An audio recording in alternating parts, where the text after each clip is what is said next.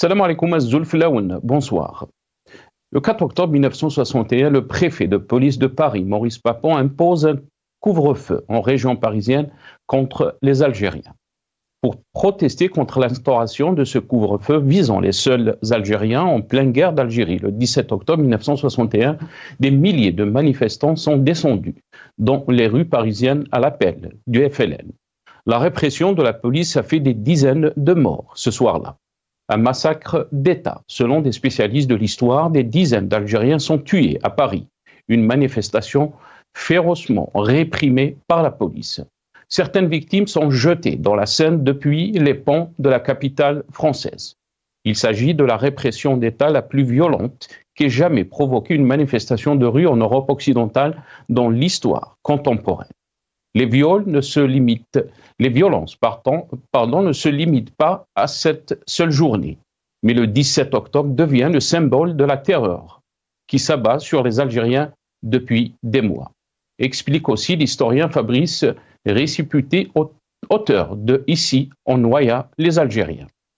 La violence s'exerce ce jour-là par des rafales de mitraillettes tirées sur des manifestants, des gens matraqués. Et puis ce geste, cette façon de déshumaniser son adversaire en jetant comme un détritus dans la Seine. Depuis si décennies, l'avènement fait l'objet d'une intense bataille politique et mémorielle. Des témoins de l'époque, des militants et des historiens ont cherché à faire la lumière sur ce drame, longtemps minimisé par le pouvoir politique et occulté de la mémoire collective. L'histoire continue. Il y a un lien fondamental entre les diverses luttes menées et les sacrifices consentis. 63 ans après le massacre des Algériens à Paris, la question qui s'impose, qu'avons-nous fait des sacrifices de nos aïeux et de nos valeureux chouhada, Rabbi yarhamou. Nous débattrons avec nos invités de cette date qui marque l'histoire de notre pays et le rôle de la diaspora entre hier et aujourd'hui, juste après cette petite intro.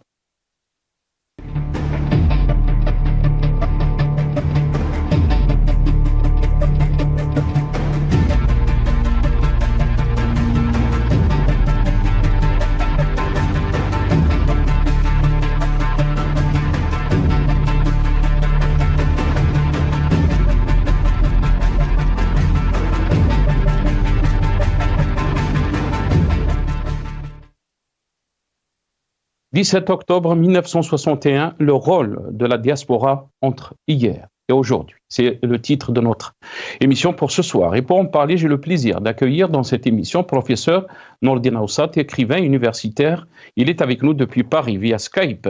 Professeur Nordin Aoussat, bonsoir. Salam alaikum, merci beaucoup d'avoir accepté l'invitation. Bonsoir, c'est Nassar. Salam alaikum à toi, l'équipe de Magharibiya et à nos compatriotes, où qu'ils soient, en Algérie ou à l'extérieur. Et pour commencer, je dis Allah yarham.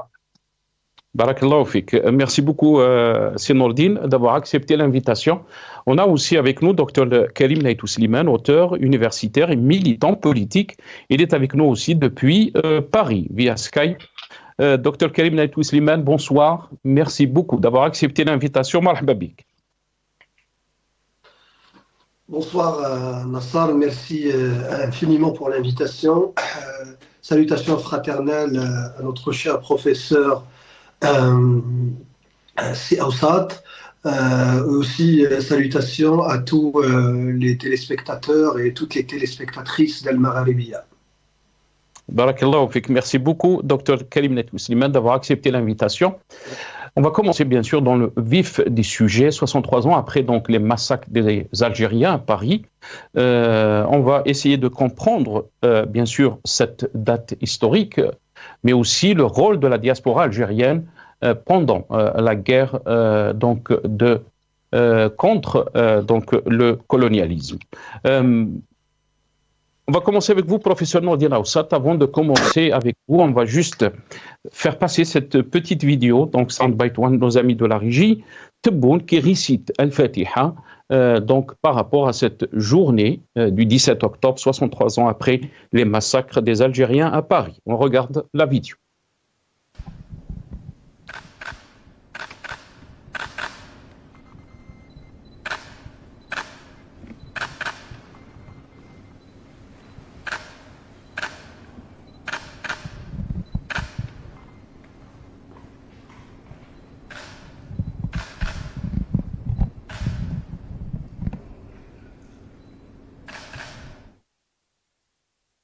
Voilà, donc vous avez vu ces images. Rabbi yarham shuhada.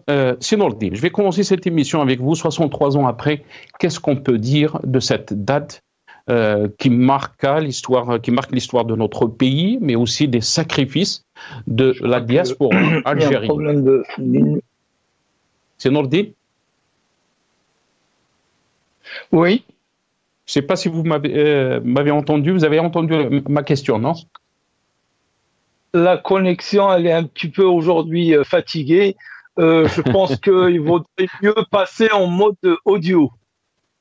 Ah, d'accord. On va commencer avec le temps de régler la connexion. On va commencer avec notre ami Dr Karim Naïtou Slimane. Si Karim, je vais commencer donc avec vous cette émission. Le temps de régler le problème de connexion avec Nordine. Qu'est-ce qu'on peut dire de cette journée, bien sûr historique? Beaucoup d'Algériens ont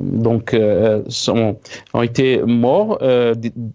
Des milliers d'Algériens sont sortis donc manifester contre le couvre-feu qui a été imposé donc par le préfet de Paris, Maurice Papon. On peut dire des dizaines d'Algériens, ce qui avance bien sûr le chiffre de 200 jusqu'à 300 Algériens qui ont été donc tués. Et beaucoup aussi de blessés. Avant de commencer avec vous, bien sûr, Karim Naïtou Slimane, on va faire passer donc nos amis de la régie, si c'est possible, le livre que vous avez écrit, Dr Karim Naïtou Slimane, Le voleur de feu, des éditions Fables fertiles. Voilà, donc on est en train de voir la couverture de votre livre, Karim Naïtou Slimane. Je vous laisse la parole. Qu'est-ce qu'on peut dire 63 ans après Karim Naïtou Slimane? Écoutez, la première chose, évidemment, c'est d'honorer les glorieux Shuhada, Allah yarhamhum, ou c'est alayhum kamel. Donc, évidemment, c'est vraiment une date très importante de la mémoire algérienne, de la mémoire collective algérienne.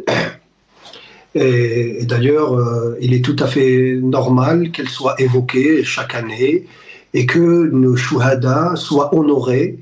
Et malgré la situation difficile que connaissent les Algériens, que traverse l'Algérie, il ne faut pas oublier que l'indépendance a été chèrement payée. Elle était acquise au prix du sang grâce au sacrifice de ces glorieux shuhada. Donc les gens n'ont pas hésité à donner leur vie pour que vive cette Algérie, cette jeune nation.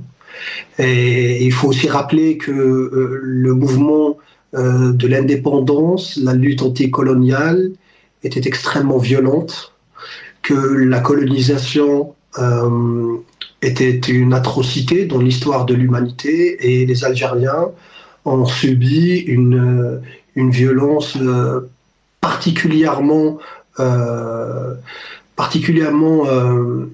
comment je pourrais dire, particulièrement criminelle, parce que l'Algérie, c'était véritablement un projet colonial. Hein, il y avait un projet de remplacement, hein, parce que je vois certains maintenant en France parler de grand remplacement. Je rappelle que le grand remplacement, le vrai grand remplacement, c'était la colonisation qui avait échoué. Mais le vrai grand projet politique qui s'était traduit sur le terrain militairement par une colonisation, c'était cette période où la métropole, à l'époque où la France coloniale, avait comme projet entre parenthèses, entre guillemets, de grand remplacer la population algérienne de l'époque. Et donc les événements d'octobre 67 s'inscrivent en fait dans cette lignée de la résistance et de la lutte pour l'indépendance du peuple algérien. Alors ces événements sont particulièrement importants dans le mouvement national, parce que justement ils avaient la particularité d'avoir lieu en métropole. Et ça, c'était quelque chose de remarquable. Hein. C'est-à-dire que la lutte anticoloniale ne s'était pas faite uniquement sur les territoires occupés de l'Algérie de l'époque, mais elle s'était aussi déroulée sur le sol français, et c'était là où se trouvait le courage de ces combattants de la liberté qui avaient eu l'intelligence de se dire que même s'ils étaient émigrés en France, mais ils avaient un esprit de responsabilité vis-à-vis de leur terre natale, de cette Algérie dont rêvaient tous les Algériens, et donc ils s'étaient impliqués à travers la Fédération de France dans cette lutte anticoloniale. Et je rappelle aussi quelque chose de très important, que malgré la violence de cette situation coloniale, les actions de la Fédération de France n'avaient pas versé dans la violence indistincte. Et donc voilà, c'était pas un terrorisme de masse comme essayent certains de le dire maintenant. C'était des actions ciblées la plupart du temps avec un but politique qui était clair. Et je rappelle par exemple pour les événements justement du 17 octobre, je rappelle que la Fédération de France avait exigé des manifestants de ne pas porter d'armes. Donc c'était un appel à manifester, à une manifestation pacifique, avec un but politique clair.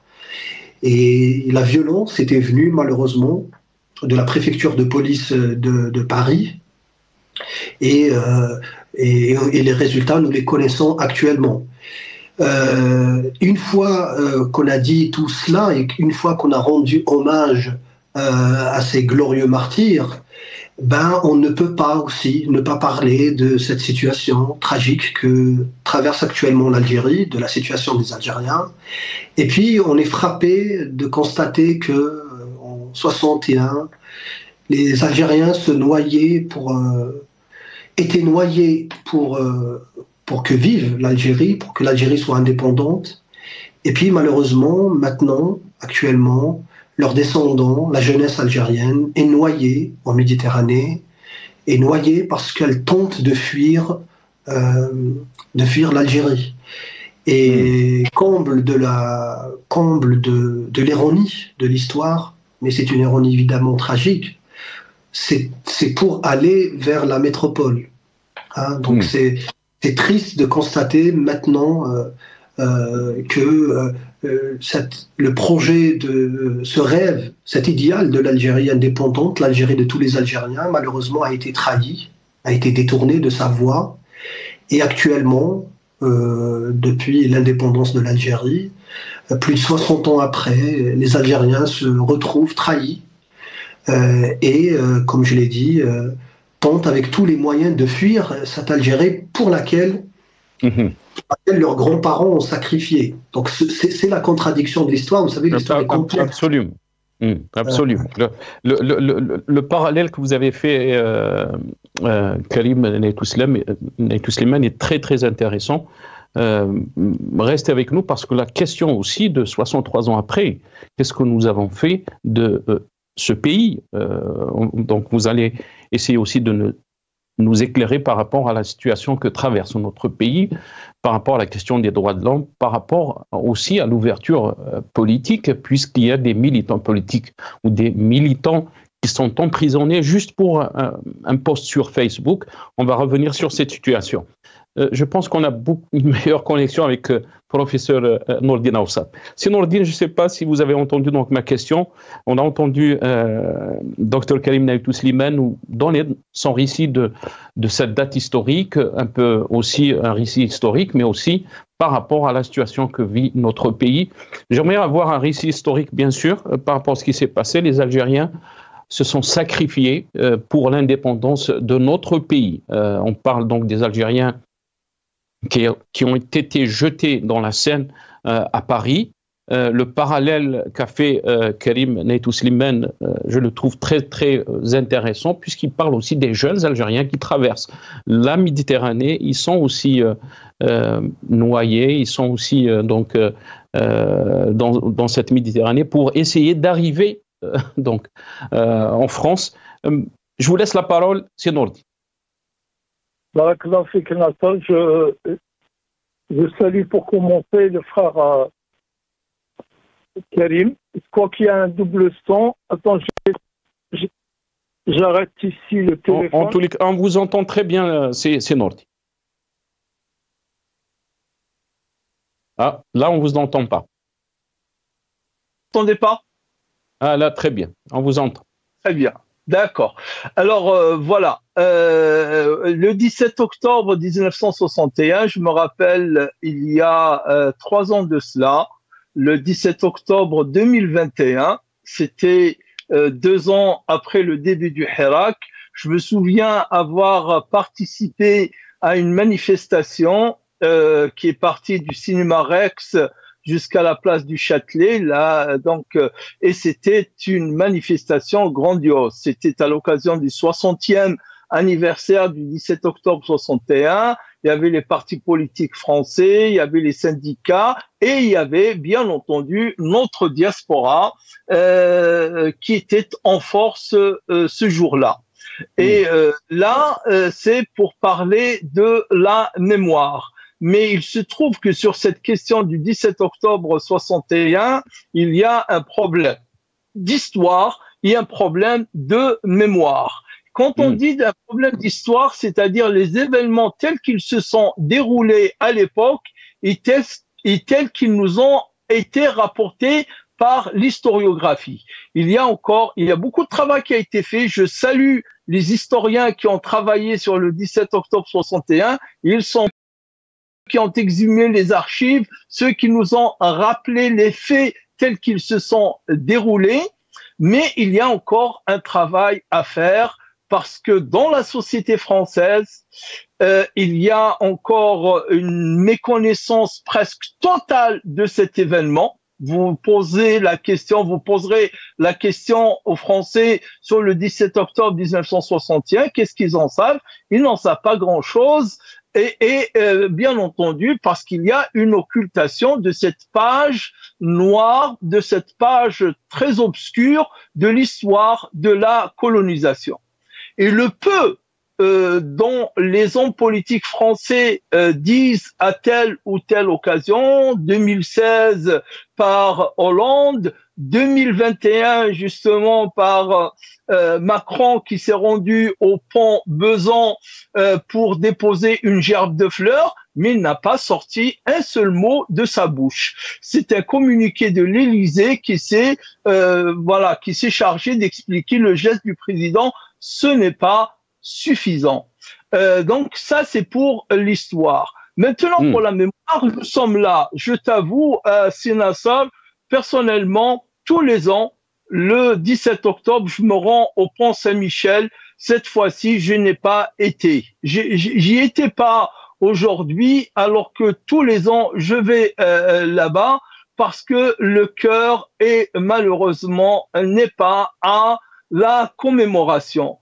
Quand je regarde la diaspora aujourd'hui et notre diaspora d'hier, tout à l'heure, c'est Karim, il avait souligné que le FLN avait donné instruction à nos compatriotes de sortir, bien sûr, sans aucune arme.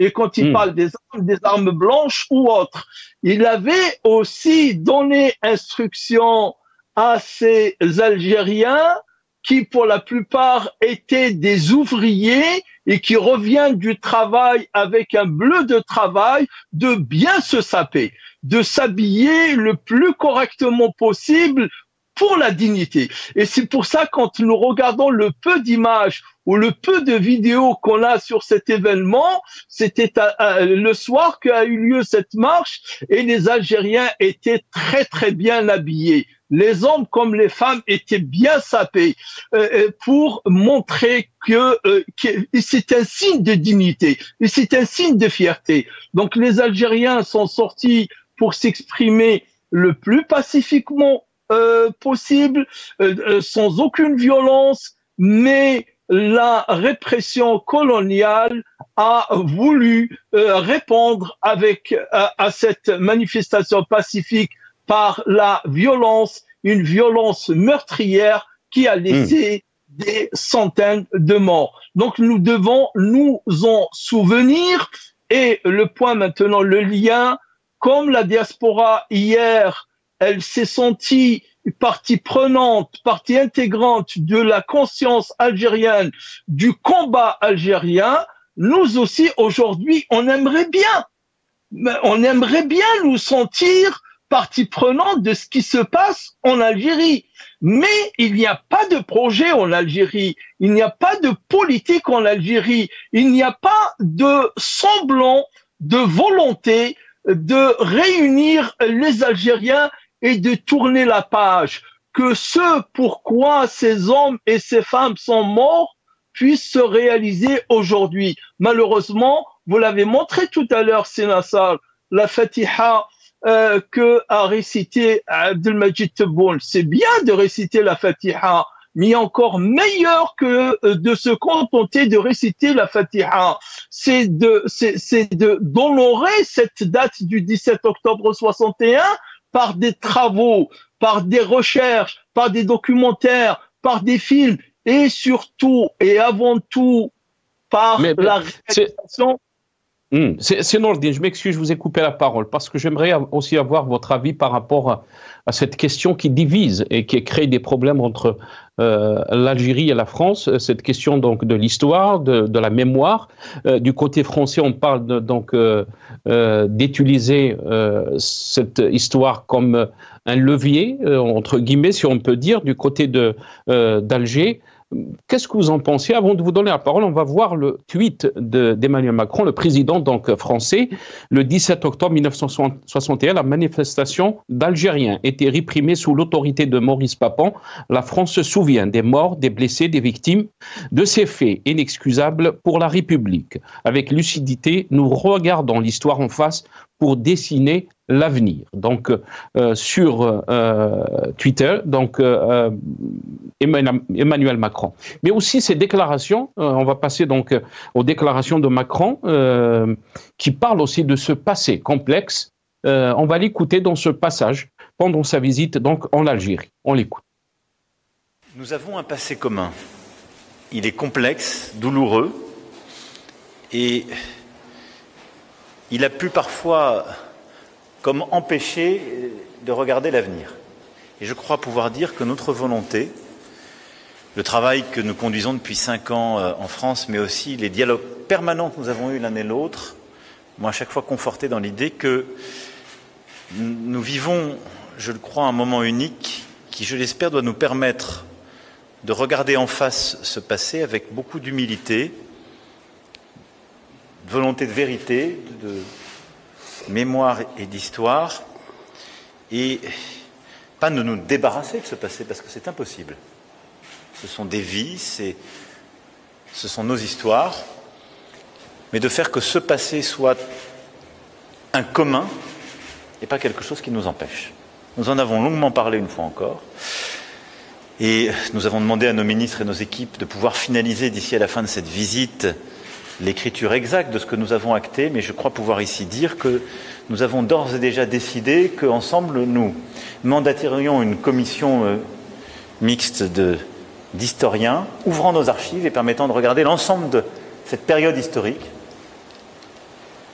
qui est déterminante pour nous, début de la colonisation à la guerre de libération, sans tabou, avec une volonté de travail libre, historique, d'accès complet à nos archives, et de part et d'autre, et une volonté ensuite de mener cette œuvre de reconnaissance. Et je crois que c'est un élément extrêmement important. C'est un élément important parce que ce que nous voulons faire ensemble, c'est bâtir l'avenir. Le passé, nous ne l'avons pas choisi. Nous en héritons, c'est un bloc, il faut le regarder, le reconnaître. Mais nous avons une responsabilité, c'est de construire notre avenir, pour nous-mêmes et nos jeunesses. Emmanuel Macron, donc le président français. Sinon, je vais revenir vers vous, bien sûr. Vous avez entendu Emmanuel Macron. Pourquoi donc il y a tant de sensibilité, mais aussi de blocage dans cette relation entre l'Algérie et la France, surtout quand il s'agit du passé? pourquoi on est dans cette situation. On a vu dernièrement donc le rappel de l'ambassadeur, cette relation qui est perturbée, qui est difficile avec la France. Dans l'interview d'Ahmed Tebboune, il a parlé même d'un génocide commis en Algérie. Je vous laisse la parole, c'est Nordi.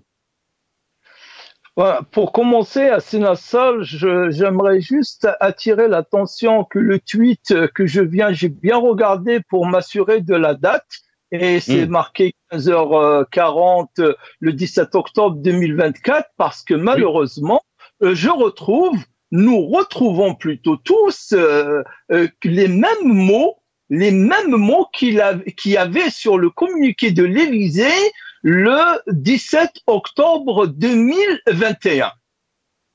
C'est terrible. C'est terrible qu'en 3 ans, on n'a pas évolué même sur la phraséologie, même sur les termes du communiqué. Faire porter le chapeau à Maurice Papon, c'est facile. D'accord? Dire que les faits sont excusables, c'est aussi facile. Mais là, il n'y a pas de lucidité, ce qu'il dit à la fin. Il n'a pas de regard de l'histoire en face. Il regarde toujours l'histoire Macron de haut. Il ne veut pas la regarder en face. Parce que ce n'est pas un crime inexcusable. Ce sont des crimes coloniaux qui sont condamnables et qu'il faut condamner en tant que tels. Et Maurice Papon n'a pas agi de sa propre tête s'il n'avait pas reçu l'aval de ceux qui étaient au-dessus de lui, du moins du ministère de l'Intérieur, et plus encore que le ministère de l'Intérieur du Premier ministre de l'époque. Donc, il y en a assez. On parle depuis 63 ans, maintenant il faut passer aux actes. Macron, s'il veut montrer, et moi je t'assure, à Sénassal, et j'assure l'ensemble, je pensais, Wallah, j'étais en 2016, quand il était en campagne électorale et quand il avait prononcé son fameux crime contre l'humanité en parlant de la colonisation, j'étais vraiment optimiste. Je me suis dit, ce qu'il vient de dire à l'instant là dans la vidéo, c'était à l'occasion du 25 au 27 août 2022 de sa visite en Algérie, quand il dit que le passé, nous l'avons pas choisi.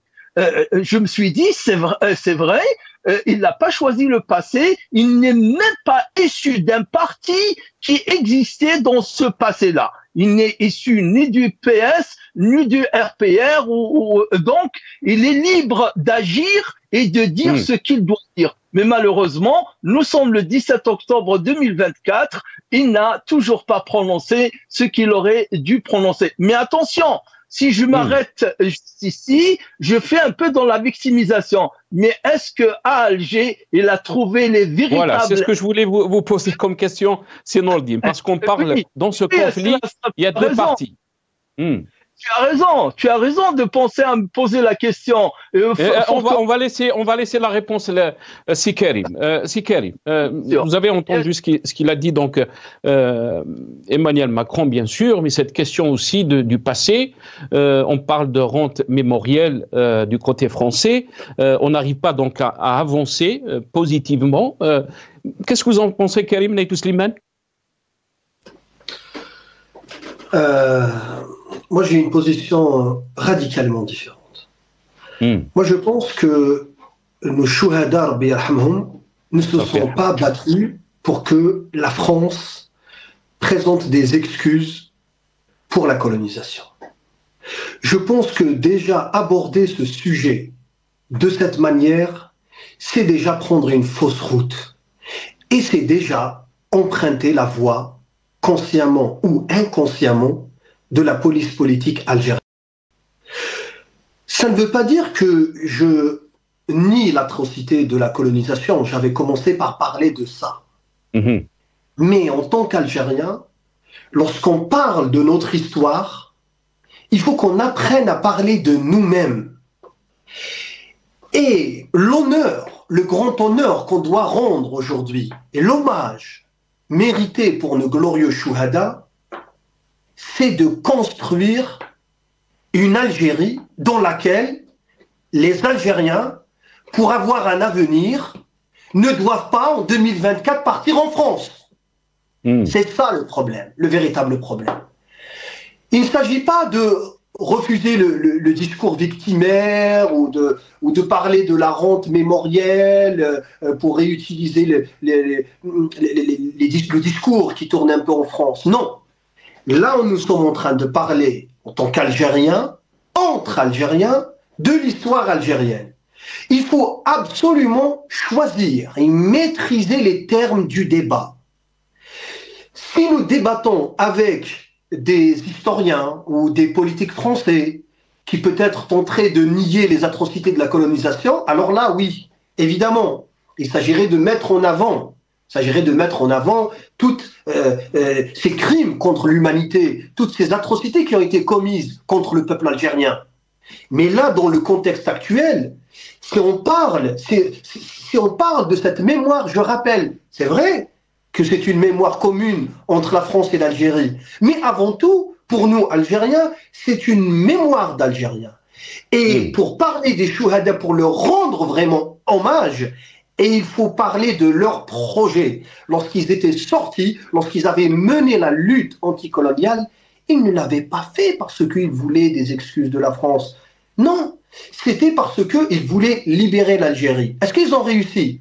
Évidemment, ils ont réussi. Donc, on doit les glorifier. Mais par contre, il ne faut pas oublier que ceux qui actuellement font valoir ce discours et à chaque fois nous remettent dans les engrenages de cette mémoire et dans le discours accusateur contre la France, le font pour nous détourner du vrai débat. C'est que, et le débat est, qu'est-ce que nous avons fait de notre indépendance? Et surtout, qu'est-ce qu'ils ont fait eux-mêmes de l'indépendance de l'Algérie? Parce que je rappelle que ce sont eux qui sont au pouvoir depuis 62.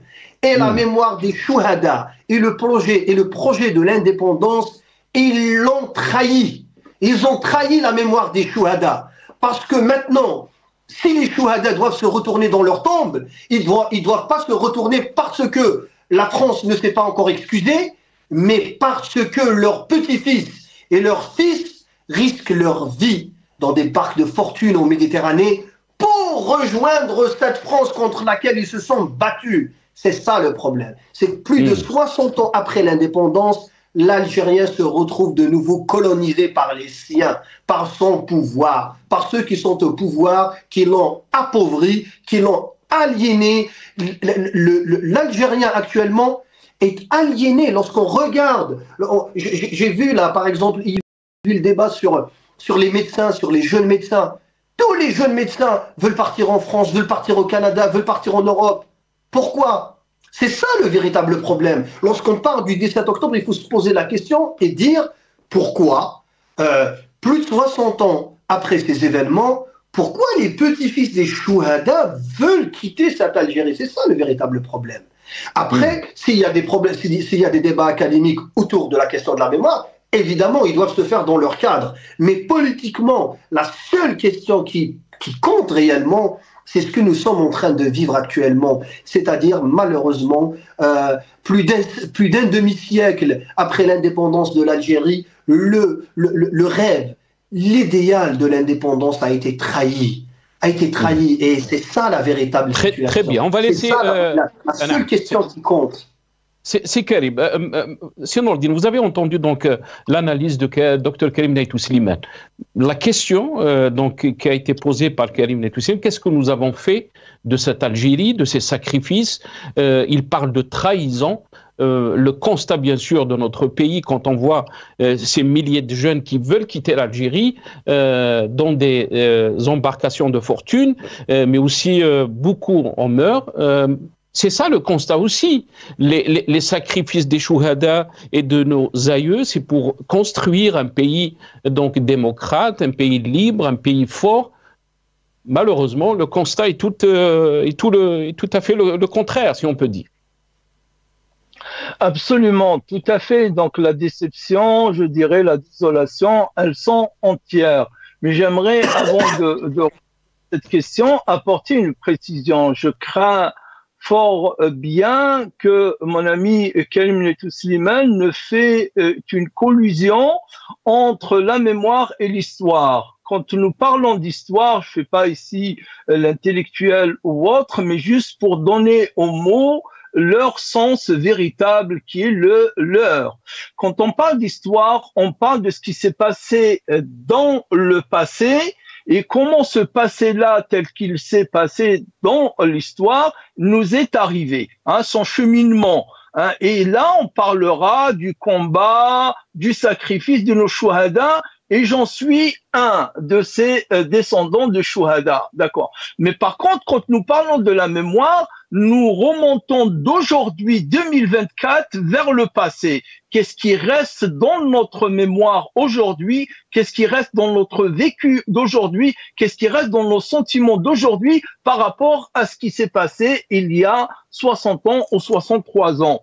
En 2022, j'avais sorti ce livre, Algérie-France, 60 ans après le cessez-le-feu, l'impossible mais nécessaire divorce. Moi, mon constat n'est pas comme mon regard, et tant mieux, comme ça fait débat, ça fait deux regards et deux approches différentes. Je n'ai pas la même approche que Karim Naïtou Slimane. Déjà, moi, j'ai la double citoyenneté. Je suis en même temps citoyen français depuis 40 ans, donc que je regarde, que je vis dans ce pays et je suis son histoire, et je suis aussi de par mes origines, ma naissance et mes racines, algérien à 100%. Donc je vois que aujourd'hui, bien entendu, ces deux pays, il y a presque 15 millions de Français ou de résidents en France qui sont concernés par ce passé.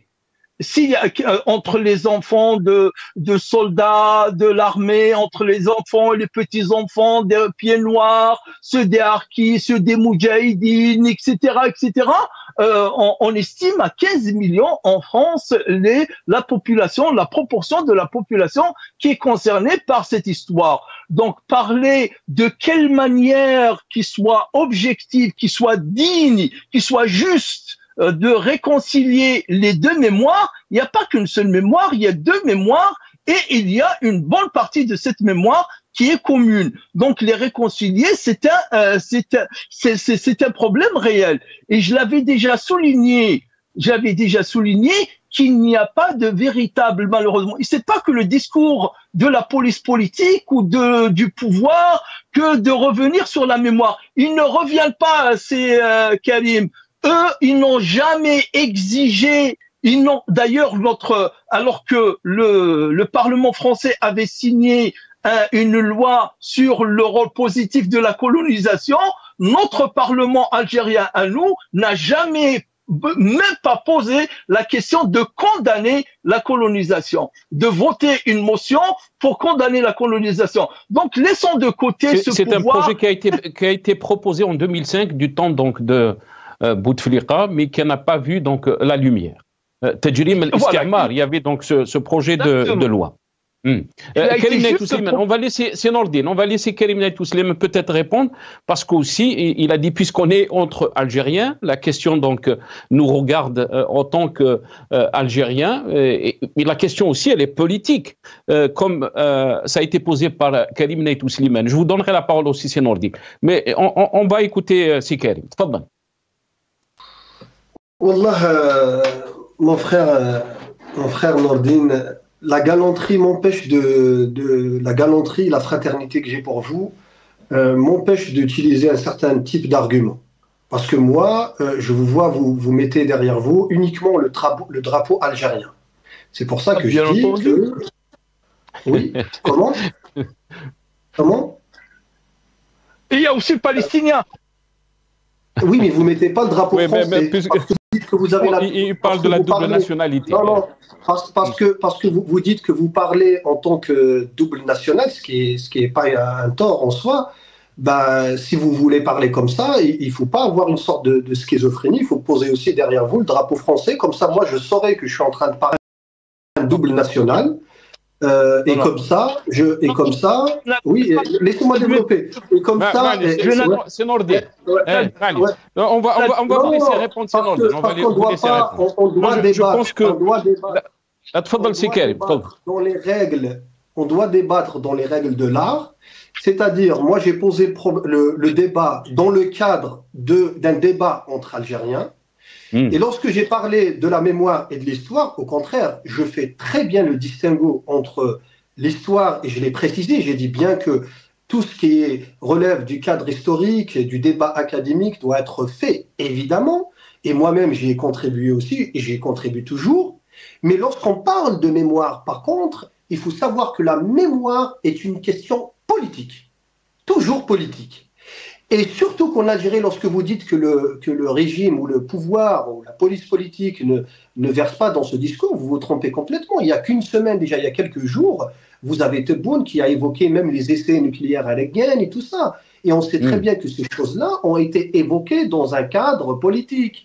C'était pour répondre à la position de la France occidentale. Donc, il faut savoir qu'en Algérie, la mémoire a toujours été politisée.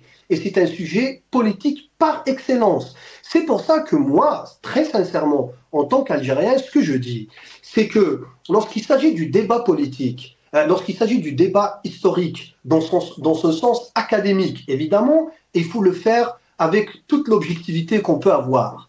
Mais lorsqu'il s'agit du débat de la mémoire dans son sens politique, et elle est toujours politique, la mémoire est toujours politique, même ce que fait Macron est politique. Mais force est de constater actuellement qu'il n'y a pas des Français qui se bousculent devant les consulats algériens pour avoir un visa pour l'Algérie. Par contre, l'inverse est vrai. La grande majorité des diplômés algériens se bousculent devant le consulat. Il faut voir ces images honteuses pour la mémoire des chouhada. Lorsqu'on voit leurs petits-fils se bousculer devant le consulat de France pour avoir un visa, pour faire leur avenir en France. Parce que pour leur avenir, ils préfèrent le confier à la France qu'à l'Algérie. Pourquoi? Parce que c'est pas parce que eux ont trahi la mémoire des chouhada, non, ou parce qu'ils manquent de nationalisme, non. Parce qu'ils savent très bien que l'Algérie actuellement est gouvernée par des gens qui ont trahi la mémoire des chouhada, qui n'ont pas construit un projet national. C'est ce que nous devons voir en face. Il faut qu'on le voit en face. Et ça, Karim, on l'a vu aussi dans les manifestations du Hirak. Je vais vous rendre la parole. On l'a vu aussi dans les manifestations du Hirak, les manifestants quand ils scandaient l'Istiqlal, alors que l'Algérie, elle est indépendante.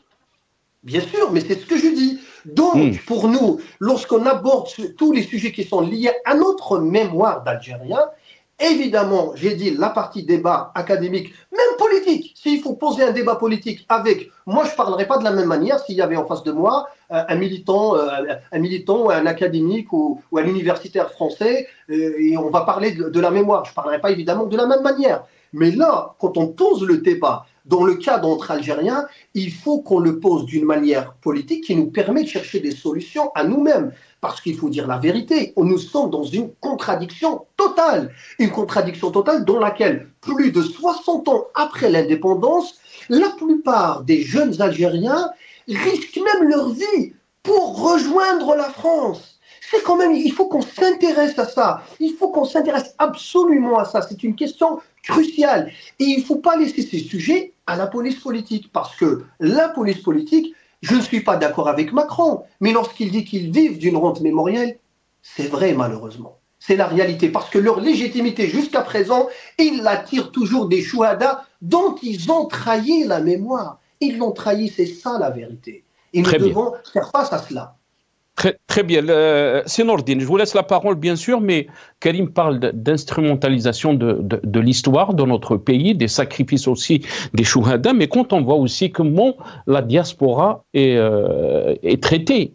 On parle d'une criminalisation de la diaspora, des Algériens qui sont interdits de rentrer chez eux, de visiter leur famille. Pourquoi? Parce que peut-être qu'ils ont des avis critiques du pouvoir algérien. On est dans cette logique, Sinordine, et la question se pose. Je ne pense pas que les chouhadas, c'est ce qu'ils voulaient, le résultat de l'Algérie, qu'on en arrive à cette situation.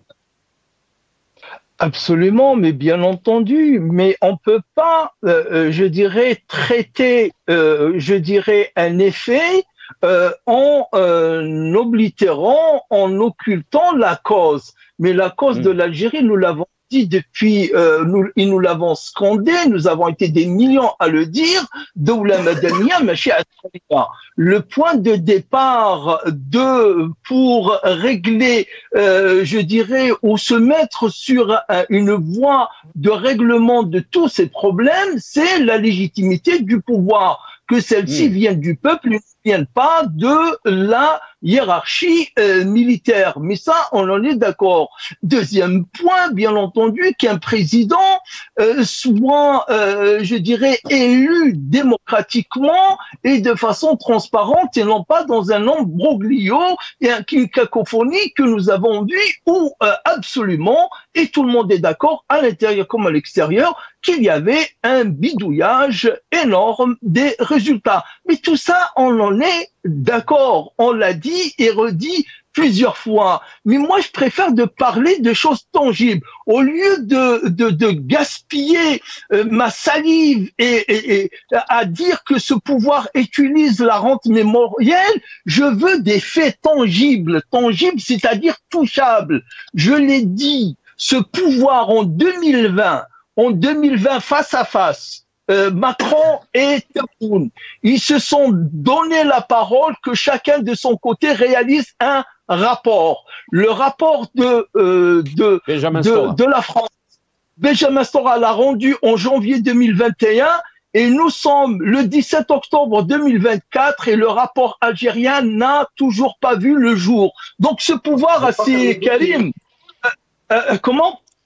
Parce qu'ils ne veulent pas fermer le dossier, ils ne veulent pas le fermer, c'est leur capital. C'est Awsat. Voilà, on est d'accord. On est d'accord, c'est pour ça. On va finir par être tous d'accord.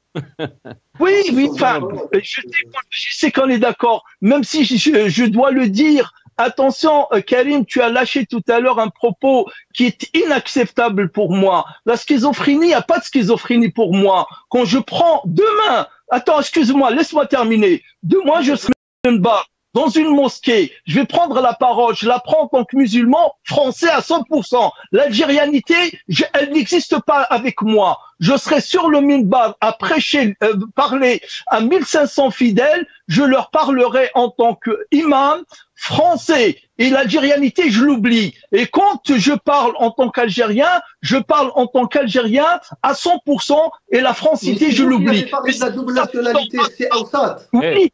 Je vais vous laisser le mot, c'est Karim.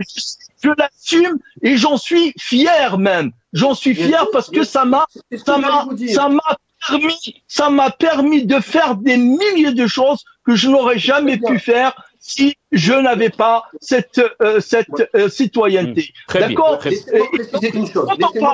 rapidement. C'est Karim, je vais vous donner le mot de la fin. Juste une chose, Allah yarham shuhada d'octobre 1961, Allah yarham shuhada d'octobre 2024. Voilà ce que j'ai à dire. Barakallahu fik, Rabbi yarham shuhada. Très rapidement, Karim, docteur Karim Touslima, parce qu'on me dit on a dépassé le temps de l'émission.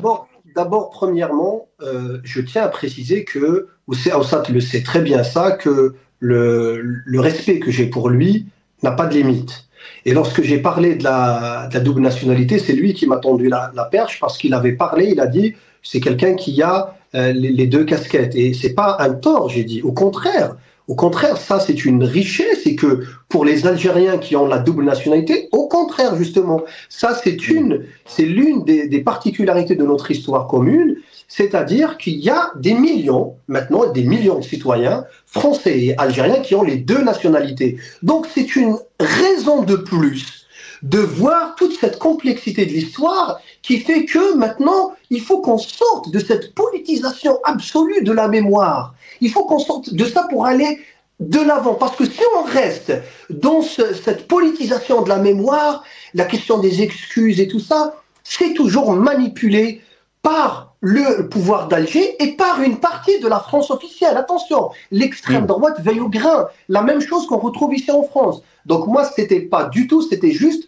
j'avais parlé dans le cadre du discours. Voilà. Mais en dehors de ça, ni que ce soit ces Awsat, ni même tous ces millions d'Algériens qui ont la double nationalité. Au contraire, c'est une chance pour l'Algérie.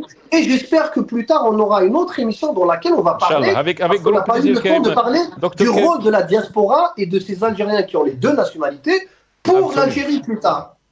Absolument. Inch'Allah, on aura une émission Inch'Allah, sur le rôle de la diaspora qui est très important.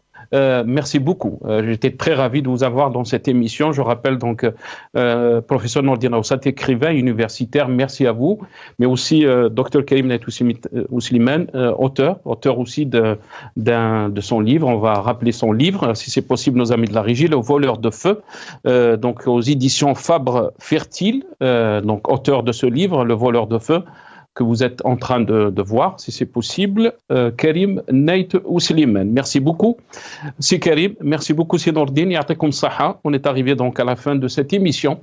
Merci à vous, chers téléspectateurs. Au revoir.